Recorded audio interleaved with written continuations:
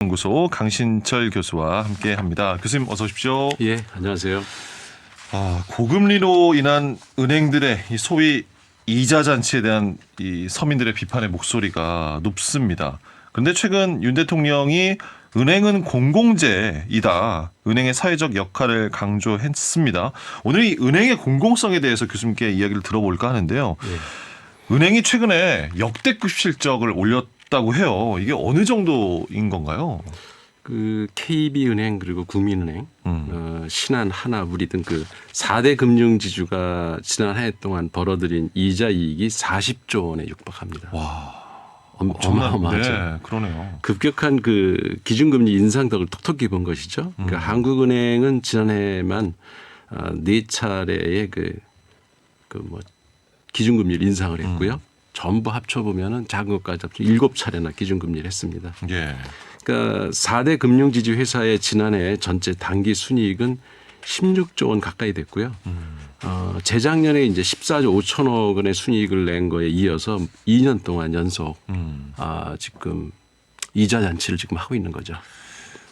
참 남 얘기입니다. 이렇게 국민들은 코로나 시기도 겪으면서 또 고금리에 고물가에 이 상황에 힘들어하고 있는데 은행들이 이렇게 역대 최대의 수익을 내고 성과급 잔치, 특별퇴직금 잔치까지 이제 소위 벌이고 있다라고 하는데 이게 사회 분위기로 봤을 때 너무 심한 것 아니냐 이런 목소리가 나올 수밖에 없을 것 같아요. 네, 당연한 거죠. 은행들이 지난해 말 최대 400%에 달하는 성과급을 지급하자 이제 여론이 아주 들끓었는데요. 예. KB 국민은행은 기본급의 280%를 성과급으로 주고 특별 경력금 340만 원은 또 별도로 지급했고요.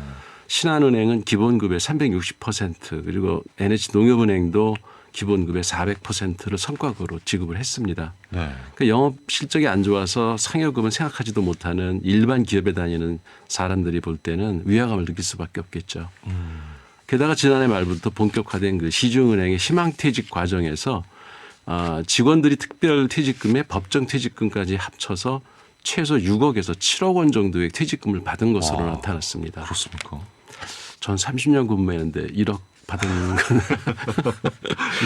설상가상으로 그 최근 곽상도 전 의원의 아들이 6년밖에 근무하지 않았는데 퇴직금을 50억 원 받았다. 그리고 또 이게 무죄다 이런 판결이 나오니까 시민들이나 뭐 일반 직장인들이 지금 상당히 허탈해하고 있지 않을까 그런 생각이 듭니다. 허탈하고 화도 나고 네. 우리가 낸 이자로 이렇게 성과급 잔치하고 있다고 하니까요. 참 예. 답답합니다. 그 은행의 공공성 논란이 그러면서 이제 불거지는데 윤석열 대통령이 금융위원회 업무보고 자리에서 은행은 국방보다 중요한 공공재적 시스템이다라는 언급을 했습니다. 이 발언은 어떻게 봐야겠습니까? 그러니까 표면적으로는 맞는 말이긴 해요. 근데 이제 그 의도가 무엇이냐가 중요한데 예. 그러니까 자본주의 시장 원리만 따른다면은 일반 시중은행은 민간 자본으로 설립하는 사기업이니까 역대급 순이익을 내든 성과급 잔치를 벌이든 정부는 사실 간섭하지 않아야 되죠. 그게 이제 시장 원리인데 하지만 은행은 일반 기업과 달리 국민들이 맡긴 예금을 기반으로 대출을 해서 수익을 내는 특수한 기업이기 때문에 특수한 기업이다. 예, IMF나 금융위기 때 뭐 이렇게 은행의 부도 위험에 처하면은 많은 국민들이 피해를 입는 것을 막으려고 세금을 투입하거든요. 그랬었죠. 공적 예. 자금을 투입하죠. 그렇습니다. 그래서 파산을 막을 수밖에 없는 특수한 기업인데요. 그러니까 민간 기업인 건 맞지만 공공성을 띤 특수한 기업이라서 정부가 일반 기업보다 좀 더 치밀하게 관리를 해야 하는 건 맞습니다. 그런 의미에서 이제 공공성이라는 거는 맞는 거고요. 그래서 그 이제 금융감독원도 두고 있죠.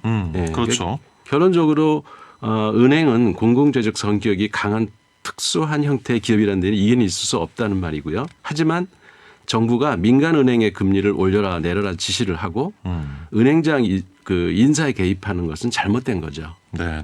그런 맥락에서 이번에 윤 대통령이 은행이 공공재라고 발언한 것은 관치금융이라는 비판을 받아서 마땅하다. 저는 그렇게 생각을 합니다. 관치금융이라는 말 이제 잘 안 쓰는 표현이잖아요. 한동안 들을 수도 없었던. 저도 오랜만에 제 입에 올리는데요.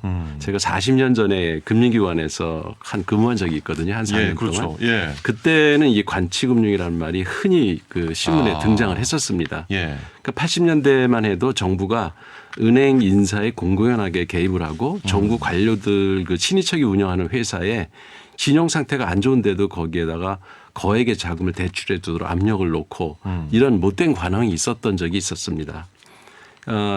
윤석열 대통령이 공정하고 투명하게 지배 구조를 구성하는데 정부가 관심을 보이는 것은 관치 문제가 아니다라는 말을 했는데 이건 말 자체가 안 되는 거죠. 예. 민간은행 인사에 정부가 개입해서 정부 관료 출신의 인사가 금융지주회사 회장이 됐다면 이게 관치금융이 아니고 뭐겠습니까? 그 작년 6월 이복현 그 금융감독원장 취임 이후에 은행들이 그 금리를 산정하는데도 상당히 깊이 관여를 했고요. 또 금융지주 CEO 인선까지 금융당국이 적극적으로 개입하는 모양새라서 이번 그 윤 대통령의 공공재 발언은 새로운 형태의 관치금융이다 이런 비난을 받아서 마땅하다는 생각이 듭니다. 과거 얘기 좀 해주신다면요. 관치금융 어떻게 시작됐고 어떻게 변해왔습니까? 예, 사실 뭐 우리나라가 전후에 그 경제가 어려운 상황에서 특수한 그 상황을 인정해서 이제 박정희 정부에서 금융기관에 대한 임시조치법이라는 것을 발의해서 이제 그게 시초가 됐는데요. 네. 박정희 정부는 그 금융기관 특히 은행을 정부가 직접 통제했습니다. 어느 기업에 어느 정도 금리로 얼마나 대출할 것인지 일일이 다 지시했고요. 모든 영업 상황도 현미경처럼 다 들여다봤습니다. 그 당시에는 그 재무부가 은행장 역할을 했는데요. 사실상 대주주가 정부이다 보니 마음에 들지 않은 은행장은 언제든지 그 파리 목숨이었고요.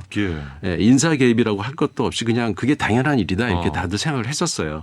그 사실상 은행장 역할을 하던 그 재무부 고위 관료들은 퇴직 후에도 국채금융기관 중심으로 이제 새로운 일자리를 만들어 나갔고 은행장과 같은 급이 아니다라는 이유로 이제 총재라는 고상한 직급까지 만들어내는 그런 일을 했습니다. 그런데 이제 1987년 민주화 이후에 정부가 5년마다 바뀔 때마다 이제 관치금융과 고위 관료의 낙하산 인사가 그 항상 문제가 됐죠.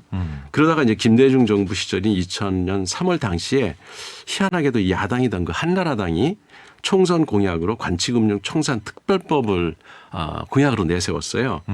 그래서 금융기관 경영진의 낙하산 인사를 금지하고 금융기관 자산 운용의 자율성을 보장하는 것이 골자였는데요. 그런데 뭐 여야 논란 끝에 결국 흐지부지 됐습니다. 그때. 그러니까 이명박 박근혜 정부에서는 초특급 낙하산 인사가 자행이 된 적이 있었어요. 이때는 정부 관료뿐 아니라 그 정치권과 인연이 깊은 민간인으로 바뀐 점이 달랐죠. 특수대학의 특정 대학의 이제 그 금융인들이 두 정부에서 금융지주 회장을 맡는 등 인사 그 개입이 아주 심했습니다. 그러다가 이제 민주화 과정에서 이제 금융산업 덩치가 커지고 외국인 투자자들이 대거 이제 주주로 들어오면서 관치금융을 많이 사라졌죠. 그런데 이제 윤석열 정부 들어서 관치금융 이 논란이 다시 살아난 겁니다. 우려가 다시 나오고 있는 것이고요. 구체적으로 어떤 경우를 관치금융의 사례로 볼 수 있을까요? 그 뭐 요새 뉴스에 계속 나오고 있는데요. 최근 그 손태승 우리금융지주 회장은 금융당국이 직접적인 압박에 나서면서 중도 사퇴한 바가 있고요. 지난 9일에는 유력한 차기 회장으로 지목되던 조용병 그 신한지주 회장이 회장 후보 추천회에 참석 후에 돌연 사퇴를 선언해서 외압설이 또 불거졌습니다. 그렇습니다. 예, 농협지주 차기 회장에는 윤석열 대통령 인수위원회 특별 고문을 지낸 이석준 전 국무조정실장이 유력하고요. 또 차기 기업은행장 후보로는 정은보 전 금융감독원장, 이찬우 전 금감원 수석부원장 등 주로 이 관료 출신들의 인사들이 지금 은행 그 지주 장으로 지금 언급이 되고 있죠. 이런 것이 뭐 전형적인 인사 개입이라고 할 수 있겠죠. 이 은행 실패라는 게 꼭 국민의 실패, 그러니까 피해로 돌아가기 때문에 공적인 역할을 해야 하는 것이 맞습니다. 그러니까 하지만 민간 기업인 금융지주에 대한 정부의 개입이 어디까지 정당한 것인지는 좀 고민해 볼 필요가 있고요. 관치를 위한 수단이 아닌 국내 그 금융산업 발전을 위한 방향으로 좀 전개가 됐으면 좋겠습니다. 자, 바른경제 오늘 은행의 이자잔치 논란 그리고 은행의 공공성 등에 대해서 짚어봤습니다. 행복경제연구소 강신철 교수와 함께했습니다. 교수님 도움 말씀 고맙습니다. 예, 고맙습니다. 자, 대세남 오늘의 이슈 오늘은